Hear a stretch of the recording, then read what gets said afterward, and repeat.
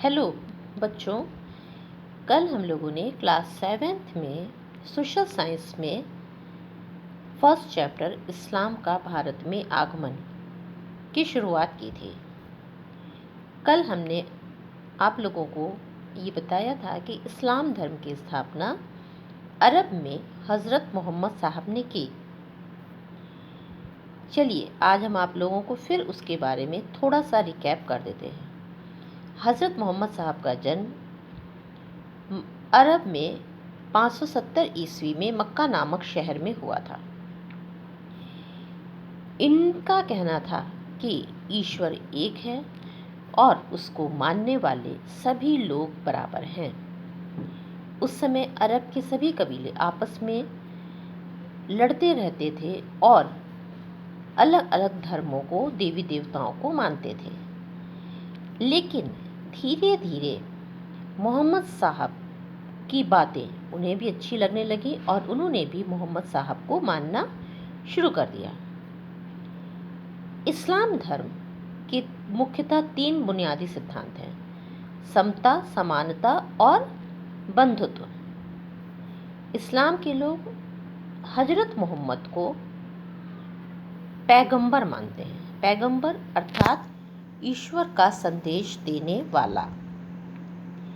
मोहम्मद साहब की मृत्यु के बाद अरब में खलीफाओं का प्रभुत्व स्थापित हो गया। खलीफा पैगंबर के उत्तराधिकारी के रूप में मुस्लिम जगत के धर्मगुरु और राजनीतिक प्रशासक होते थे।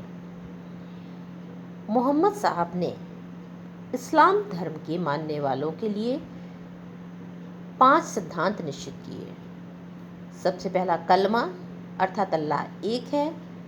नंबर 2 नमाज।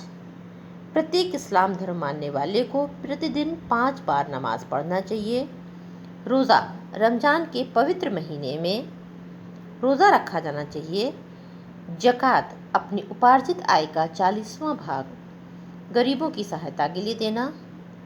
नंबर 5 हज अर्थात पूरे जीवन में एक बार मक्का की तीर्थ यात्रा करना। अब इसके बाद हम लोग ये देखते हैं कि इस्लाम धर्म की स्थापना तो अरब में हुई, किंतु हमारे भारत देश में इस्लाम धर्म कैसे आया और कैसे यहाँ पर इसका प्रसार हुआ। तो मुख्यतः बच्चों, हम लोग जिन 4 कारणों को इस्लाम धर्म के आगमन और फैलाव का कारण मानते हैं, हम लोग उनके बारे में चर्चा करेंगे। ये 4 कारण अरबों का भारत पर आक्रमण, अरब व्यापारियों का आना, ईरानी शरणार्थियों और सूफी संतों का आना है। तो सबसे पहले हम लोग अरब के आक्रमण के बारे में पढ़ते हैं। भारत पर सबसे पहले अरबों का आक्रमण खलीफा उमर के समय में 636 ईस्वी में पश्चिमी तट पर थाना में हुआ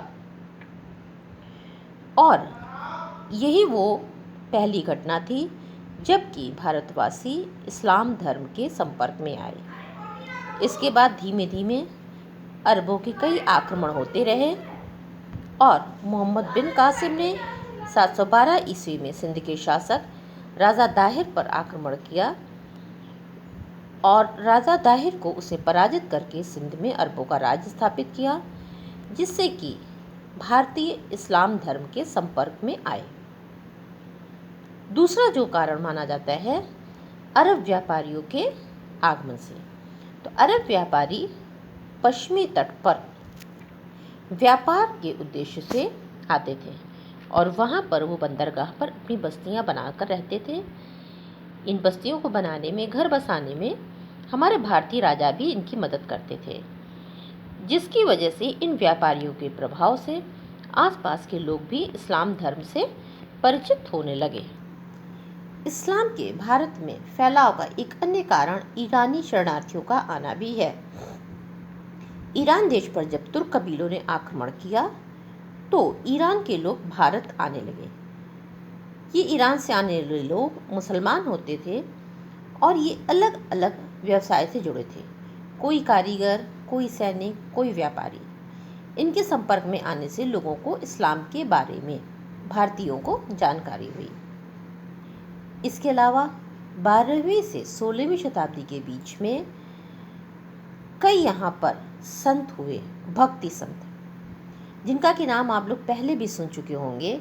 कबीर, तुकाराम, रामानंद, नानक आदि। इन लोगों ने साधारण भाषा में गीत और दोहे गाए। इनके गीत और दोहे भक्ति से संबंधित होते थे। इन्हीं की तरह मुस्लिम संत भी हुए जो कि सूफी संत कहलाए। उनमें ख्वाजा मोइनुद्दीन चिश्ती, पंजाब के बाबा फरीद, दिल्ली के निज़ामुद्दीन औलिया आदि। इन सूफी संतों के विचार भक्त संतों के विचारों से मिलते थे। इनका कहना था कि सच्चे दिल से अल्लाह को प्रेम करो और अपने बुरे कामों के लिए पश्चाताप करो, यही ईश्वर को पाने का सबसे अच्छा तरीका है। अब आपको ये भी जानना ज़रूरी है कि ये अरब वाले यहाँ आए तो इनके मिलने जुलने से हम लोगों को कुछ फ़ायदा हुआ या नहीं।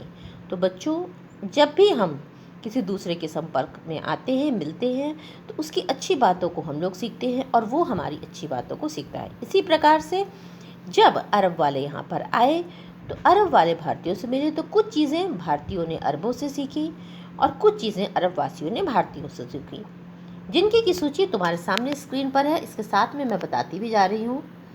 भारतीयों ने अरब वालों से कागज़ बनाना सीखा, चरखे से सूत काटना सीखा, सिले हुए कपड़े, शलवार समीज़, खान पान में कचौड़ी, समोसा आदि बनाना सीखा। भारतीयों ने भी अरबों को कुछ शिक्षा दी।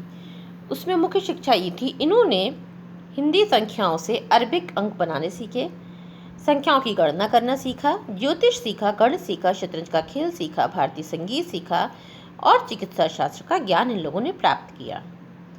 अब इसके आगे की जानकारी हम आपको अपने अगले क्लास में देंगे। बच्चों, अभी आप इतना पढ़िए, घर में रहिए, कोरोना वायरस से बचने के लिए, और सफाई का ध्यान दीजिए। अपने हाथ को बार बार धोइए, गंदे हाथों से कभी भी खाना मत खाइए।